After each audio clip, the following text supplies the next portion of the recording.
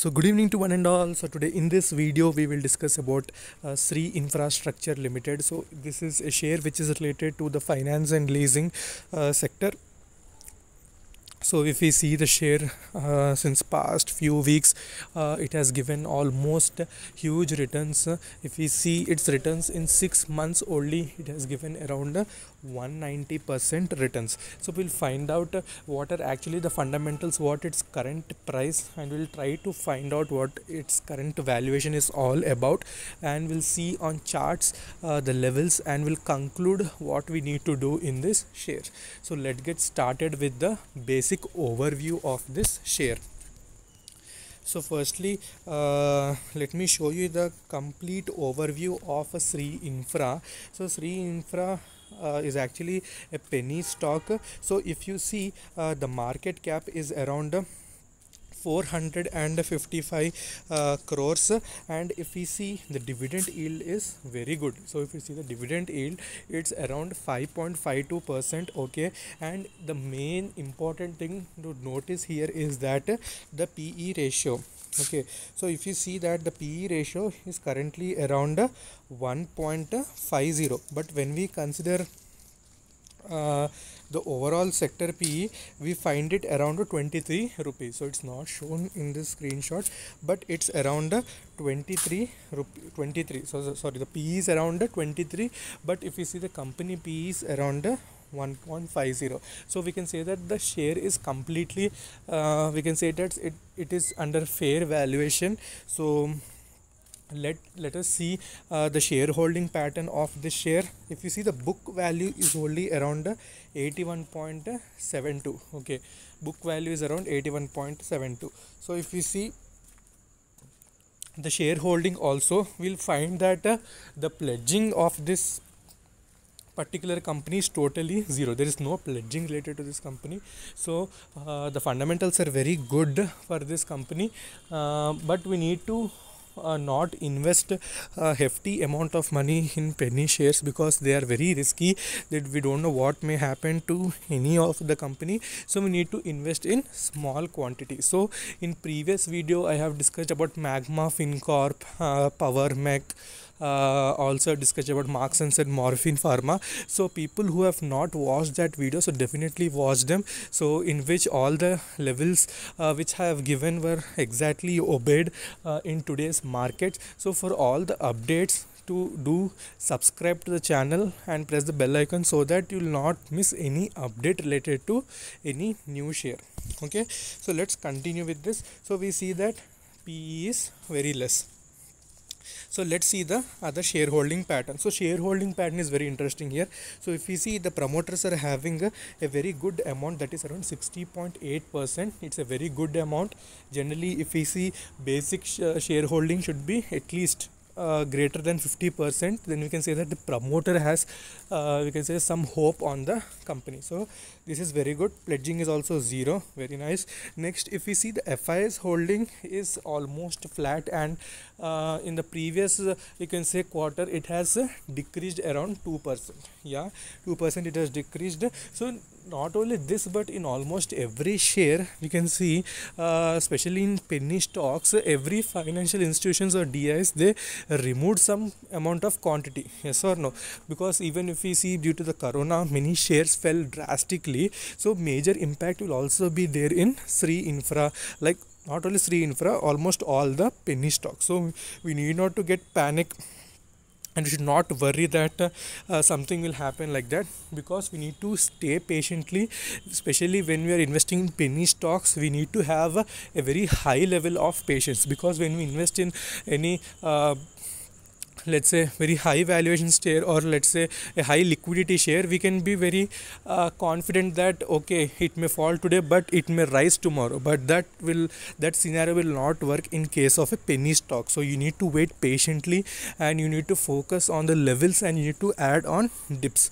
So that strategy should be implemented whenever you are investing in a penny stock. Okay, So even if you see the DIS holding in this has also remained flat and has decreased around 1 to 2%. Okay, and similarly if you see financial institution banks has also remained flat, and if you see mutual fund holding has is 0% right now, and other DIS holding has increased as compared to previous quarter. So this is the basic shareholding of this company. So now let us see the strengths and weaknesses, and we'll try to find out what to do in this share. Okay, so if we see the strengths, we can find out that capital to generate so we can see that effectively using capital to generate profit. Okay, so the company is using the capital in proper way so as to generate the proper ROCE. So ROCE is also very important. Yes or no? So majorly when we try to invest in Bajaj Finance like that, we see the ROCE, because if we see Bajaj Finance, ROCE will be around 20 to 22%. Yes or no? So that is the main reason, because it's giving good amount of returns, people start investing in that. Since next we can see ROE, return on equity, has also increased, very good thing.